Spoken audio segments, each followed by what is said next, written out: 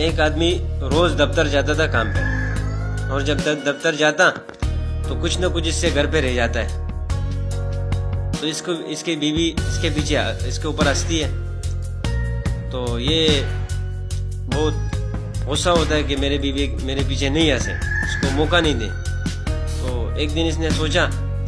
کہ میں سارا سامان رات سے ہی برابر کر لیتا ہوں تاکہ یہ میری بیوی میرے اوپر نہیں ہنسے، اس کو موقع ہی نہیں ملے۔ تو جب یہ رات کو سونے سے پہلے سارا سامان اپنے پرچی پہ لکھ دیا اور صبح سویرے اٹھا، اپنا سارا سامان خود برابر کر لیا، اور جب ڈپٹی کا ٹائم ہو گیا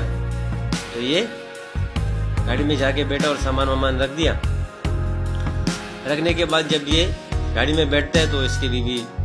پھر دروازے پہ آتی ہے، تو یہ اس سے بولتا ہے کہ اب تمہارا ضرورت نہیں ہے، میں نے سارا سامان برابر کر دی ہے،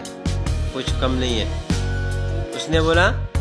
اس کی بیوی بولتی ہے کہ آج اتوار کا دن ہے، تم کدھر جا رہے ہو؟